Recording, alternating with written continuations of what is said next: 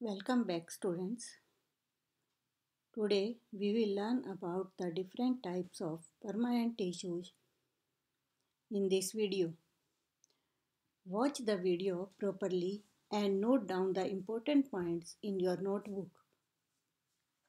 Permanent tissues. Permanent tissues are the tissues which lose their capacity of division and have the definite shape to carry out special function. There are different types of permanent tissues. Simple permanent tissue, complex permanent tissue, special permanent tissue. Simple permanent tissue. These tissues are made up of only one type of structurally and functionally similar cells. They are further classified into two categories: sportive and protective tissues. Sportive tissues. Sportive tissues provide support and strength to the plants. They are of three types: parenchyma, collenchyma, sclerenchyma. I am repeating these names: parenchyma, collenchyma, and sclerenchyma. Protective tissues. Protective tissues are protective in functions and are of two types: epidermis and cork. Parenchyma. Parenchyma are also known as ground tissues or packaging tissues. They are found in the soft parts of the plants, that is, in the cortex and medullary range of stem, cortex of root, mesophyll of leaf, in the flowers and fruits, and in the endosperm of seeds. They form the bulk of plant body. Characteristics. Parenchyma cells are living cells with thin cell wall. They are rounded, oval, or polygonal in shape with intercellular spacage. Cytoplasm is dense with one or more large vacuoles. Functions of parenchyma. Parenchyma forms the ground tissue or packing tissue in plants. It helps in storing food in storage organs. Parenchyma with chloroplasts are called chlorenchyma, which carry out photosynthesis and manufacture food. Parenchyma with air cavities are called aerenchyma, which helps the aquatic plants in floating and provide buoyancy. They make them light in weight so that they can float on water.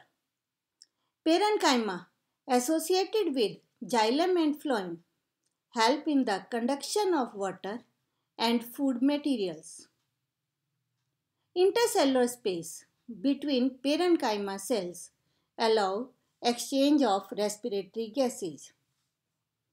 Collenchyma. Collenchyma is derived from parenchyma by the thickening of cell wall at the corners. Location. These are found in the hypodermis of stem, leaf stalk, and midrib of dicot plants. Characteristics of collenchyma. The cells of collenchyma are living and fairly elongated. The cell wall of collenchyma cells is thickened at the corners due to deposition of cellulose and pectin. The cytoplasm has a large central vacuole. The intercellular spaces are either absent or much reduced due to thickened corners. Functions of collenchyma. Collenchyma provides mechanical support to the delicate developing organs of the plants. Its cells combine both tensile strength and flexibility. These cells store food and allow growth and elongation of organs. Sclerenchyma. Sclerenchyma is formed of long, narrow, fiber-like cells with pointed ends. These cells are dead with thick lignified walls. Location of parenchyma. Location of sclerenchyma. Sclerenchyma occurs in roots, stem, leaves, and petiole associated with the vascular tissues. They may arranged in layers or form patches. Characteristics of sclerenchyma. Sclerenchyma cells are dead, without nucleus and cytoplasm. It means they are empty cells. Their cell wall is thickened due to the secondary deposition of a chemical substance called lignin and has pits. Lignin acts as a cement and hardens the cell wall. Forms of sclerenchyma. Sclerenchyma occurs in two forms, fibers and scleroids. Fibers are long, narrow, and tapering at both the ends. They are present on the surface of seeds and fruits which help in their dispersal. For example, in coconut, the coconut is covered with fibers like husk that is made up of sclerenchyma fibers. Scleroids. Scleroids are also called stone cells or grit cells. Their cell wall is highly thickened and lignified. These become dead, stony, and brittle on maturity. Their lumen is very narrow due to the deposition of lignin. Sclerenchyma. They are found in the hard seed coats, hard shells of nuts, in wood, and in the pulp of guava. Have you seen guava? In the guava, seeds are present, hard seeds are present which are made up of scleroids. They form the important parts of the trees. They provide mechanical strength and rigidity to the plants. They provide stony hard coverings to the dry fruits and grittiness to the pulp of fruits. Dry fruits like almond and walnut, their hard covering that is having scleroids, and pear, the pulp of pear that is having the small crystals or grittiness due to scleroids. Here are given the diagrams of simple permanent tissues. Parenchyma tissue. Parenchyma tissue, here they are given that these are oval, rounded or polygonal in shape. They are having intercellular spaces in between them, prominent nucleus and a central vacuole is present here. This is the cross section of parenchyma, but in longitudinal section they look like this. Collenchyma. Collenchyma cells, they are also polygonal, oval or rounded in shape. They are having the unevenly thickened cell wall due to deposition of pectin at the corner. At the corners that will be more thickened as compared to other place. That is due to deposition of a chemical substance called pectin. This collenchyma, this is the cross section and here it is shown longitudinal section of collenchyma. Now sclerenchyma. Sclerenchyma cells, they are dead cells. They are empty and their cell wall is very thick due to the deposition of lignin. Their lumen, they are having narrow lumen. The central cavity is called lumen and this is the cross section of sclerenchyma. And in the longitudinal section, they look like these structures. Now sclerates. These are sclerates, stone cells. These sclerates, they are having canal in the center, and this is the hard covering due to lignified wall, and lumen is highly reduced in sclerates. Comparative study of parenchyma, collenchyma and sclerenchyma. Parenchyma consists of living cells. Collenchyma also consists of living cells, but sclerenchyma consists of dead cells. Intercellular species in parenchyma are present. Intercellular species in collenchyma may or may not be present, but in sclerenchyma, intercellular species they are absent. In parenchyma, cell wall is thin without having secondary deposition. In collenchyma, cell wall is thick as it has pectin deposition at the corners.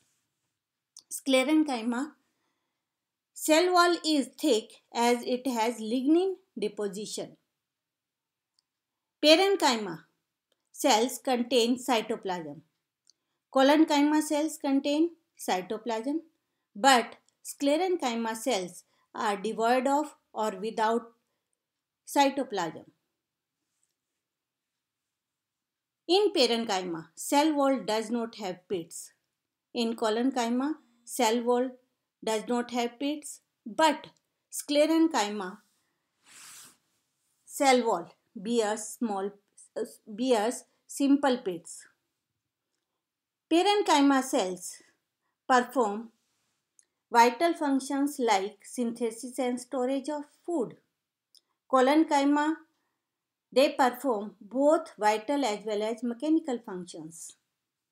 They provide flexibility to the soft parts of the plant body. Sclerenchyma, they perform or they provide mechanical strength only to the plant parts. Protective tissue. Protective tissue, they are of two types, epidermis and cork. Epidermis forms one cell thick covering over all the parts of the plant. It is protective in function. Characteristics of epidermis. Epidermis is formed of living cells arranged in a single layer. In aerial parts, epidermis is covered with a waterproof and non-cellular waxy coating called cuticle. It forms a continuous layer throughout the plant body. The lower epidermis of leaves has small openings called stomata, which are guarded by guard cells. Functions.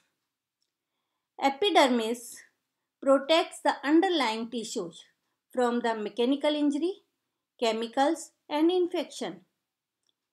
Stomata in the epidermis of leaves help in gaseous exchange during respiration and photosynthesis. Cuticle of epidermis checks the rate of transpiration and evaporation and prevents wilting. Protective tissue. Cork. Cork cells are formed at the periphery of older dicot roots and stem. Characteristics of cork. Cork cells are dead and closely packed without any intercellular space. Their cell walls are thick due to deposition of a chemical substance, suberin, which makes it waterproof and impervious to gaseage. Functions of cork. Lenticels found on the outer surface of cork help in the aeration of inner tissues. They have commercial use also, like they are used to make bottle stoppers, cork sports goods like cork balls, etc. Here are given the diagrams of protective tissue. Here you can see epidermis. These are the two views you can see, lateral view and surface view. In lateral view, single layer of epidermal cells can be seen, and here at the opening, these two are guard cells, and this small opening is called stoma or stomata. But in surface view, these stomata, they are also having epidermal cell. This opening is called stoma or stomata, which is guarded by or bounded by guard cells. In these guard cells, prominent nucleus and chloroplast are present. Guard cells helping or controlling the opening and closing of stomata. Now cork cells. Here is you can see cork, next protective tissue. Cork cells, they are stratified or arranged in layers. And these cork cells, towards the center they will be younger and towards the periphery they will be older. These cork cells are dead cells. And when the diameter or girth of the plant body that increases at certain places, it will get ruptured, and this ruptured epidermis form the lenticels which help in gaseous exchange. Cell wall with deposition. Cell wall is having the deposition of a chemical substance called suberin, which makes these cells waterproof and impervious to different gases. Complex permanent tissue. Complex permanent tissue is made up of two or more than two different types of cells which work together as a unit to perform a common function. Xylem and phloem are two types of complex permanent tissues and are found in vascular plants. So these are also called vascular tissues. So first of all, first complex permanent tissue, xylem. Xylem is responsible for conduction of water and minerals from roots to the top of the plant, hence also called water conducting tissue. It consists of four different types of elements: xylem tracheids, xylem vessels, xylem fibers, and xylem parenchyma. I am repeating these names: xylem tracheids, xylem vessels, xylem fibers, and xylem parenchyma. Out of these, only xylem parenchyma is living and remaining three are dead. Xylem tracheids and vessels. Xylem tracheids are long, empty tubes having broad non-lignified pits at certain places. But vessels are tubular structures. Their cell walls are very thick and lignified and have wide lumen. They conduct water and minerals and give mechanical support to the plant. Xylem fibers. Xylem fibers are sclerenchymatous dead cells with lignified walls. They are long, narrow cells tapering at both the ends. They provide mechanical support to the plant body. Xylem parenchyma. Xylem parenchyma are living cells with thin cellulose wall. They store food and help in conduction of water. Complex permanent tissue, phloem. Phloem are living conducting tissues for the transport of food products like food products from green and storage organs of the plant to the plant organs. Along with xylem, it extends all along the length of plant body in the roots, stem, leaves, etc. Complex permanent tissue phloem, it is having four elements, namely sieve tubes, companion cells, phloem parenchyma, phloem fibers. I am repeating the names: sieve tubes, companion cells, phloem parenchyma, phloem fibers. Out of these four, three are living and only one phloem fibers are dead. Sieve tubes. These are cylindrical cells arranged in vertical rows, joined end to end. The mature cells are without nucleus but with thin wall. They have perforated end walls called the sieve plates. Companion cells. Companion cells are elongated, thin-walled living parenchyma cells having dense cytoplasm and a prominent nucleus. They help the sieve tubes in the conduction of food material. Phloem parenchyma. Thin-walled, unspecialized parenchyma cells. These cells store food. Phloem fibers. Phloem fibers are dead sclerenchyma fibers form of elongated lignified cells. These provide mechanical strength. Here, the diagram of complex permanent tissue is given. Here you can see xylem. Here this is trachea, and parallel to this is the xylem fiber. In the tracheids, in a single line, these pits are present, helping conduction of water and minerals. This is xylem vessels, tubular structure having pits, conduction, help in conduction of water and minerals. And this is xylem parenchyma, which are the living cells present in xylem. Now phloem. In the phloem, this is the sieve tube. This is the empty tube without cytoplasm and nucleus.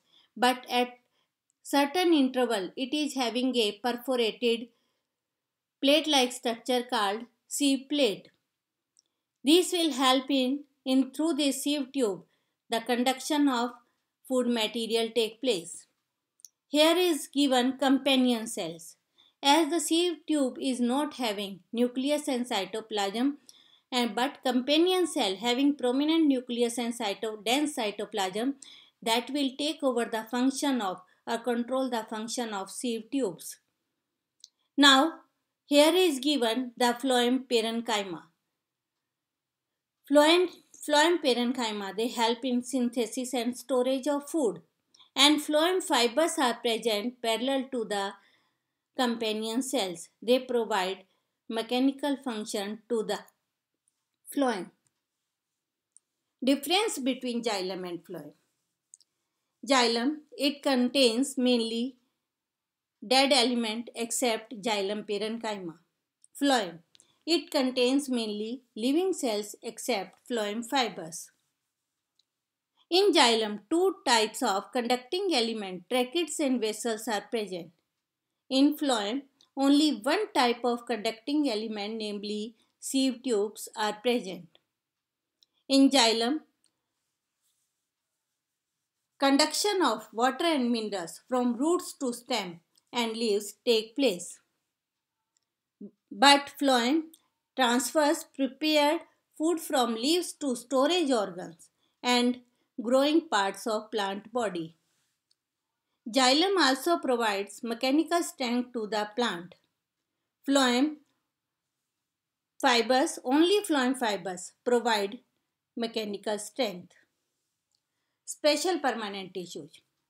Special permanent tissues are associated with secretion or excretion of materials. They are having special function. They are of three types: lenticephorous tissue, glandular tissue, and hydathoid tissue.